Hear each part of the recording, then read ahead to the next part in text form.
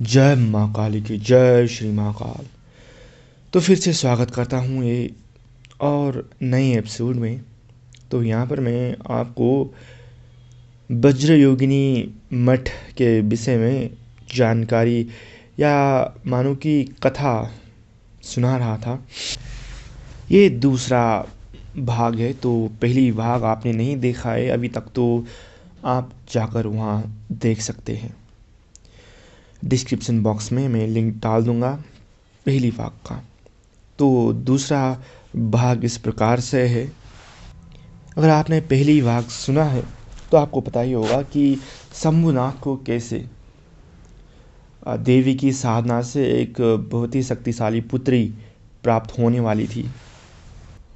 तो पुत्री लाभ होने से पहले वज्रयोगिनी देवी ने शंभुनाथ को पहले ही चेतावनी दे दी थी कि दो लड़कियां आएगी, लड़की में से अगर गलत चुना तो आपके लिए गलत होगा और अगर आपने सही चुना तो सही होगा। तो ये तो अब शंभुनाथ के भाग्य में क्या है उसको वही मिलेगा। तो कथा अनुसार क्या हुआ कि एक पवित्र स्त्री न चुन के शंभुनाथ ने एक राक्षसी को चुना और राक्षसी के माध्यम से ही उसको अब पुत्री लाभ होने वाली थी। तो वो राक्षसी बहुत ही शक्तिशाली और रूपांतरण की विद्या में निपुण थी।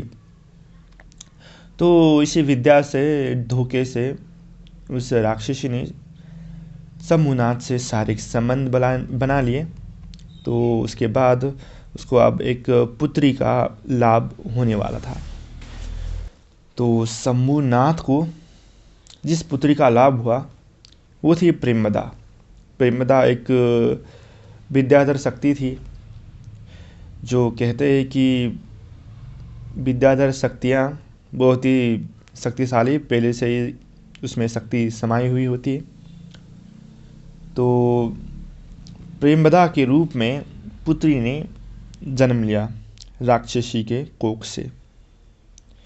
तो प्रेमदा के अंदर राक्षसी कोख से जन्म लेने के साथ ही राक्षसी कुछ शक्तियाँ भी उसको प्राप्त थी। तो वो राक्षसी प्रेमदा को पेड़ के नीचे छोड़कर भाग गई। जब वो बच्ची चिल्लाने लगी तो आसपास लोगों को पता चल गया। तो ये बात शंभुनाथ के कान में भी आकर उसको ये बात पता चली गई। तो शंभुनाथ जब जाकर वहाँ पेड़ के नीचे देखा तो वहाँ पर एक सूकर की दांत मौजूद थी।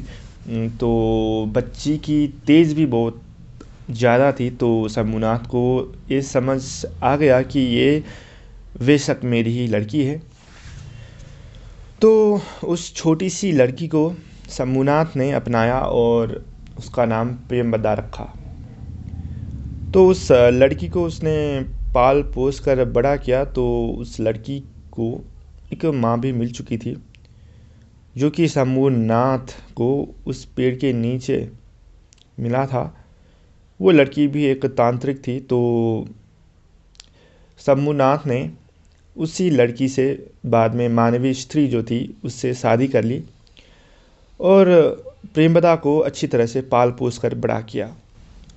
शंभुनाथ को उस मानवीय स्त्री ने कहा था कि हालांकि ये मेरी अपनी लड़की नहीं है, फिर भी मैं इससे अच्छी तरह से पालूंगी और इसका ध्यान रखूंगी, क्योंकि प्रेमदा एक बहुत ही असाधारण मनुष्य है। ये साधारण मनुष्य नहीं है। तो इसके अंदर बहुत ही ज़्यादा शक्तियाँ मौजूद है। अगर किसी तरह से ये गलत दिशा में मुड़ गई तो इसकी शक्ति को रोक पाना बहुत ही मुश्किल होगा। इसीलिए मैं इसको अच्छी तरह से पालूंगी। प्रेमदा ने एक राक्षसी के कोख से जन्म लिया था, इसीलिए उसमें बहुत सी शक्तियाँ थी। हालांकि राक्षसी शक्ति भी थी और देवी वज्रयोगी ने कहा था कि अगर ये सही कोख से जन्म नहीं लिए तो इसके अंदर एक बहुत बड़ा दुर्गुण मौजूद होगा। तो ये दुर्गुण क्या होगा, ये तो हमें समय के साथ पता चलेगा। तो एक चमत्कारिक घटना घटी वहाँ पर कि जब 7 दिन हो गए तो प्रेमवदा 5 साल बराबर की हो गई थी। तो शंभुनाथ अचंभे में पड़ गया, तो ऐसा कैसे हो सकता है। तो मानवीय स्त्री, हालांकि अब शंभुनाथ की पत्नी थी वो, तो उससे शंभुनाथ ने पूछा कि ये क्या है, तुम तो तांत्रिक हो, तो तुम जानती होगी ये सब क्या हो रहा है। तो शंभुनाथ की पत्नी ने कहा कि इस लड़की ने राक्षसी के कोख से जन्म लिया है, इसीलिए राक्षस को, यानी कि राक्षसी सभ्यता को उम्र बढ़ाने में कुछ देर नहीं लगती। वो अपनी इच्छा से उम्र को घटा और बढ़ा सकती है, और राक्षसी शक्तियाँ हमेशा जवान रह सकती है। इसीलिए प्रेमवदा की इच्छा रही होगी कि वो 5 वर्ष की हो जाए, इसीलिए ये 5 वर्ष की होगी। प्रेमवदा, उसकी उम्र जब बढ़ती गई तो वो बहुत ही रूपवान होती गई, तो बहुत ही श्वेत वर्ण की, अच्छी दिखने वाली। उसको जो भी देखता वो दंग रह जाता और आकर्षित हो जाता उससे। ऐसी थी प्रेमवदा। प्रेमवदा हमेशा अकेली रहना पसंद करती थी, कभी पेड़ के नीचे तो कभी तालाब के आसपास वो घूमती रहती थी। तो जब प्रेमवदा वही तालाब में घूम रही थी तो एक राक्षस का नज़र उसमें पड़ गया। तो राक्षस सोचने लगा कि इतनी सुंदर कन्या जब ये 18 साल की हो जाएगी तो ये मेरी पत्नी बनना चाहिए। इसीलिए राक्षस ने सोचा कि क्यों ना मैं इसे अभी अगवा कर लूँ और अपनी पत्नी बना लूँ। और राक्षस ने अब शंभुनाथ का रूप ले लिया और प्रेमवदा के सामने गई और कहा कि चलो मेरे साथ, मैं तुम्हें आज एक नई जगह दिखाता हूँ। प्रेमवदा भोली थी, इसीलिए राक्षस के साथ चली गई। तो उस राक्षस ने प्रेमवदा को एक सोने की कंगन पहनने को दी और कहा, ये कंगन पहनो, ये बहुत ही चमत्कारिक सोने की कंगन है, इससे पहनने से तुम्हें बहुत ही प्रसन्नता मिलेगी। तो प्रेमवदा ने उस कंगन को ले लिया और पहन लिया। तो वो कंगन साधारण कंगन नहीं थे, वो वशीकरण के कंगन थे। तो प्रेमवदा उस राक्षस के ऊपर वशीभूत हो गई। तो उसकी उम्र यूं ही कंगन को पहनने के बाद ही 18 साल की हो गई, क्योंकि प्रेमवदा के अंदर वो भावना जाग गई। तो प्रेमवदा अपने इच्छा से अपनी उम्र को बढ़ा और घटा सकती थी। ये सब कुछ देखकर वो राक्षस बहुत ही अचंभित हो गया, क्योंकि अभी अभी तो 5 साल की थी, तो यूं ही 18 साल की हो गई वो लड़की। हालांकि राक्षस ने सोचा कि मेरे लिए तो अच्छा है, और राक्षस कहने लगा, मैं बहुत ही प्रसन्न हूँ तुम्हें देखकर, और मैं तुमसे विवाह करना चाहता हूँ। ऐसा राक्षस ने बोला प्रेमवदा को। और उस राक्षस ने कहा कि मैं तुम्हें उड़ने की विद्या सिखाता हूँ, चलो मेरा हाथ पकड़ो और हम यहाँ वहाँ भ्रमण करेंगे। प्रेमवदा ने उसका हाथ पकड़ लिया। प्रेमवदा नहीं जानती थी कि वो उसका पिता नहीं बल्कि एक राक्षस था। वो राक्षस बहुत ही प्रसन्न था क्योंकि उसको इतनी खूबसूरत कन्या मिली। हालांकि वो राक्षस बहुत ही बदसूरत और मानववक्षी था। वो कन्या को लेकर इधर उधर घूमने लगा, उड़ने लगा।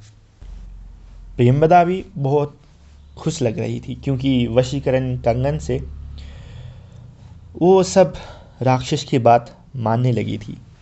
राक्षस जब उड़ रहा था तो नीचे राक्षस ने देखा कि कुछ मनुष्य खेल रहे हैं। तो राक्षस नीचे उतरा और प्रियंवदा से बोलने लगी कि देखो, मुझे बहुत ही भूख लगी है, क्या तुम्हें भूख नहीं लगी है? वशीकरण के प्रभाव से प्रियंवदा भी बोलने लगी कि हाँ, मुझे भी भूख लगने लगी है। राक्षस जानता था कि अभी भी वो कन्या मेरी वशीकरण के प्रभाव में है और मैं जो बोलूँगा उसके मन में वही भावना उत्पन्न होगी। तो राक्षस चुपके से जाकर उन मनुष्यों की भीड़ में से एक मनुष्य का वस्त्र छीन कर भागने लगा और वो मनुष्य वो राक्षस के पीछे पीछे भाग आया। तो झाड़ियों में एक पेड़ के पीछे जाकर वस्त्र हिलाने लगा राक्षस। तो वो मनुष्य भी पेड़ के पीछे गया तो राक्षस अपने भयानक रूप में आकर उसे गर्दन में अपनी दांत गड़ा दिए और खा गया। आधी हिस्सा खाने के बाद राक्षस को याद आया कि प्रियंवदा भी भूखी होगी, क्यों ना मैं उसे भी ये आधा भोजन अर्पित कर लूं। राक्षस उस मनुष्य के आधा शरीर को लेकर प्रियंवदा के आगे गया और प्रियंवदा से कहने लगा कि लो, ये मीठे फल खा लो, इस रसीले आम को चूस लो। तो वशीकरण के प्रभाव से प्रियंवदा को वो एक फल की तरह लगने लगा था और वो मनुष्य के रक्त को चूसने लगा। हालांकि प्रियंवदा को लग रही थी कि वो एक मीठा फल खा रही है। प्रियंवदा अब एक मानव वक्षी हो गई थी और राक्षस ने यह काम कर दिया था। भोजन के बाद राक्षस बोलने लगा कि अब तुम्हें विवाह कर लेना चाहिए। प्रियंवदा बोलने लगी कि मुझे अच्छा पुरुष कहाँ मिलेगा, मेरा लायक पुरुष। तो वो राक्षस बोलने लगा कि मैं यहाँ से कुछ दूर चले जाता हूँ और तुम्हारे लिए एक अच्छा पुरुष ढूंढ कर लाता हूँ। तो राक्षस प्रियंवदा को कहने लगा कि मैं उधर से एक पुरुष को भेज देता हूँ, तुम उसी से विवाह कर लेना और तुम्हें अपने पिता को भूलना होगा, इसीलिए अपने पिता को भूल जाओ और उसी से विवाह करो। तो वशीकरण के प्रभाव से प्रियंवदा उसका कहना मानने लगी। तो राक्षस थोड़ी दूर गया और वहाँ से एक सुंदर पुरुष का रूप धारण करके वो प्रियंवदा के सामने आ गया। तो प्रियंवदा वशीकरण के प्रभाव में थी तो प्रियंवदा बोलने लगी कि क्या तुम वही हो जो कि मेरे पिता ने चयन कर लिया है? तो राक्षस कहने लगा कि हाँ, वो मैं वही पुरुष हूँ। तो उस राक्षस ने प्रियंवदा से विवाह कर लिया। विवाह के बाद राक्षस कहने लगा कि अब हमें एक पुत्र की प्राप्ति करनी होगी, क्योंकि राक्षस के अंदर एक काम भावना बहुत तेज हो गई थी।